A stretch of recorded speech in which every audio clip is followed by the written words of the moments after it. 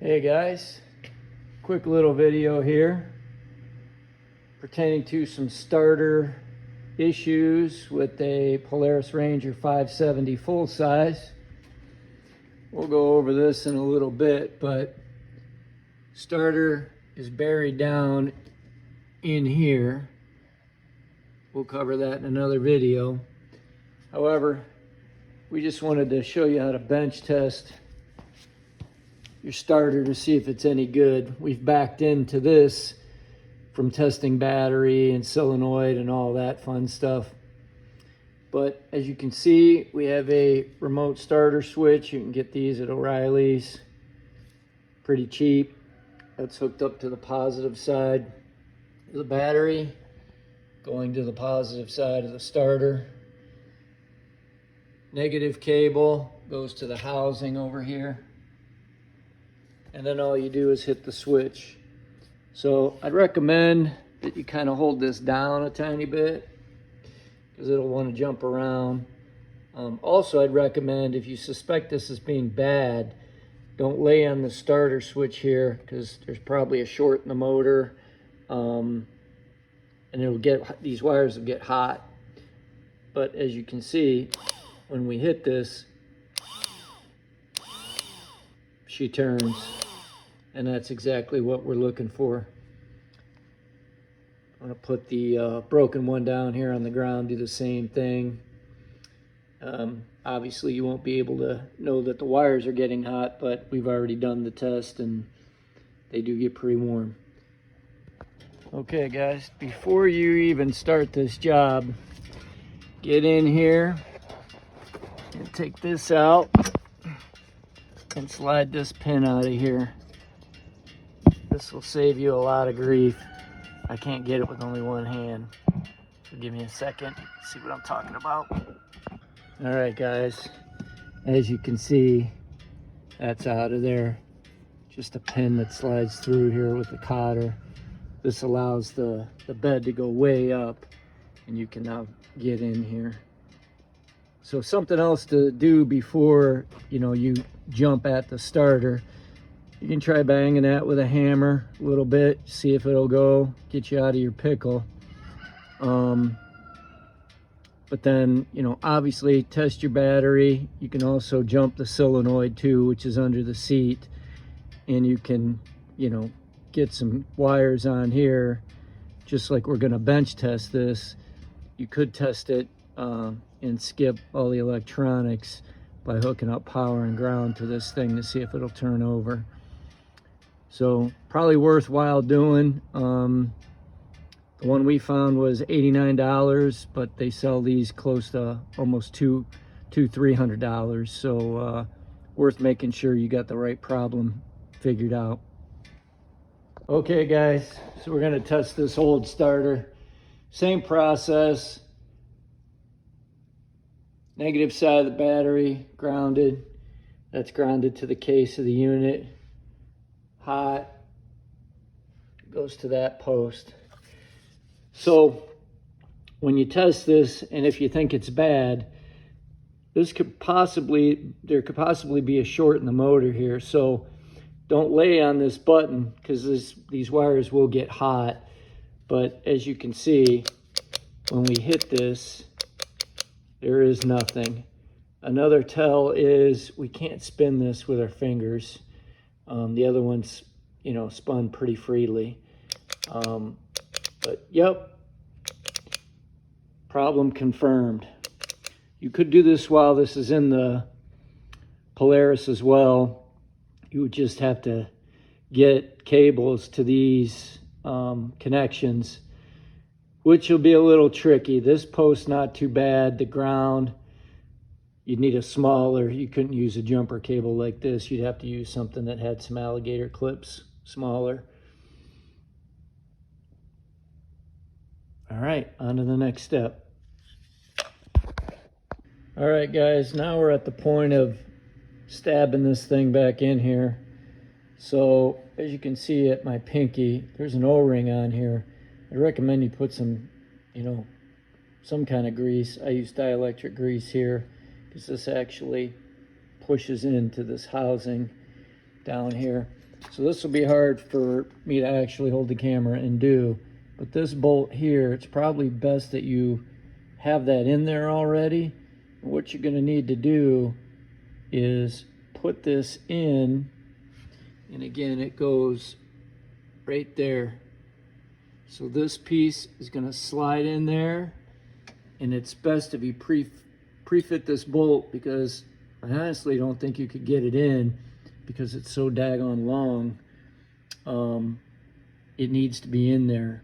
So you kind of put it in and rotate, because that's kind of the way it came out. All right?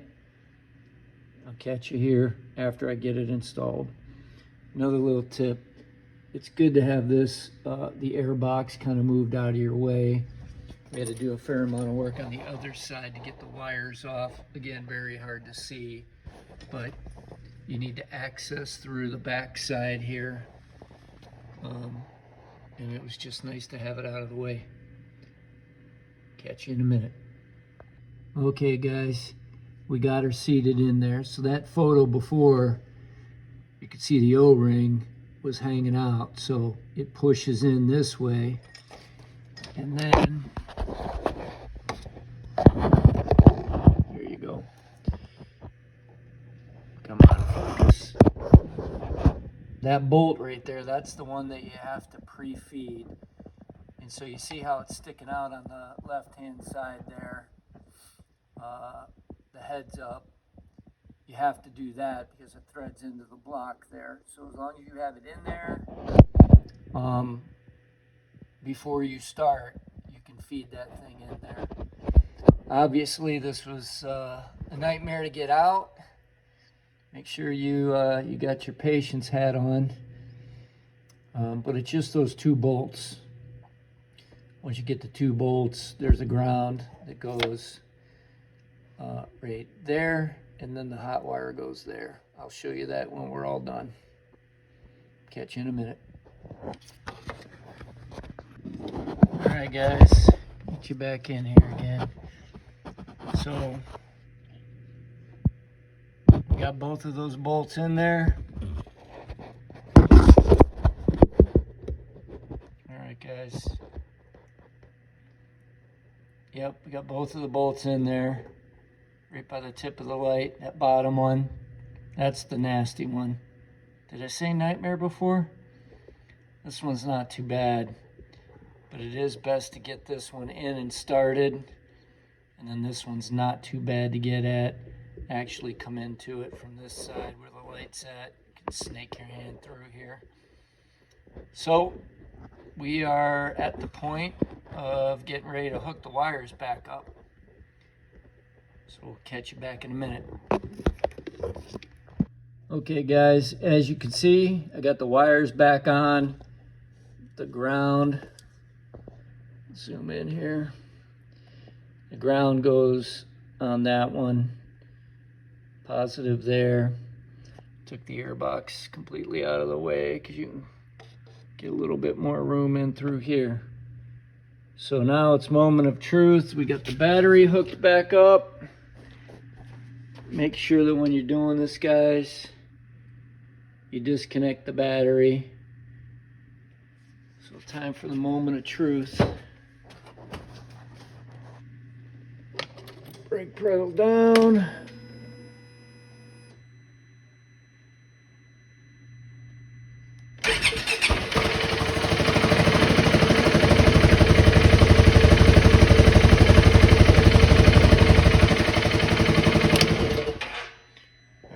Success, finally. Like I say, guys, when you're doing this, make sure you're ready to take your time and fight it a little bit, because it's very hard to get your hands down in here. It's not the easiest area, not a lot of room to work in, but it can be done, fellas. So now I just got to put the air box back on. Oh, one last thing. On this 570 full size, in order for me to be able to get in here, I had to take this bracket off. Kind of hard to see. There we go. So in order for me to be able to get my hand under these wires here, this bracket had to come off. Everything that I've been dealing with on the battery and the starter is 10 millimeter. And I believe that these bolts here were 12 millimeter. All right, guys, good luck. Last part of the video is going to be part number for that starter, because you'll be really interested to find a lot of these units use the same starter. So that's coming up next.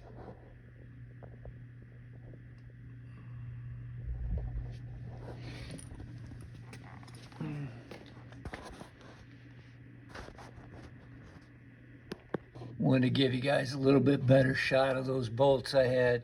So this is the bracket that you got to get out of the way, and it's that bolt and that bolt, 12 millimeter. Once you get this out of the way, you can see how close that is to the starter right there. So these wires are attached to that bracket. So once you get those two out, you get these wires out of the way, and you can get your hand in here pretty decent. All right, off to part numbers. Okay, guys. So this is the old starter that I took out. Evidently fairly common. That 401-4909 part number is what I did all my research on. So I do have a 2016 Polaris Ranger full size. When I started to look around, I got to this website. Not sure how that's going to work. And as you can see, look at that price, almost $300. That looks like it. However, I continue to go down here, and they show all these compatible models. So I kept looking, and I found my, let's see, we'll find it here again. Come on, baby. Yeah, right here. Ranger 570 full size, 2015 to 2023. That's a pretty wide range, guys.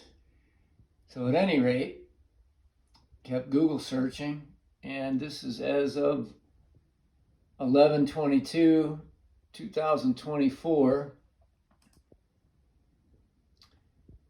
and ended up on this site, this DB Electrical.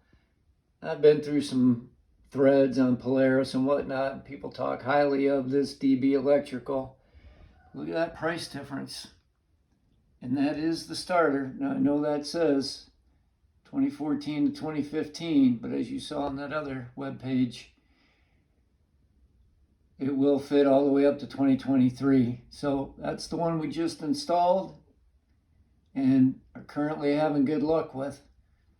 So you call around, and you know, obviously this is post-pandemic. Nobody seems to have one of these in stock or on hand. So online was the only way I was going to do it. So all right, fellas, hopefully, I guess I should try to get you those websites. So this is DB Electrical. See if their part number, where's their part number? They don't actually show it. That might be helpful right there. And then this was on fixmytoys.com. Fix My Toys products. All right, guys. Hopefully that helps. I'm back in business. Good luck.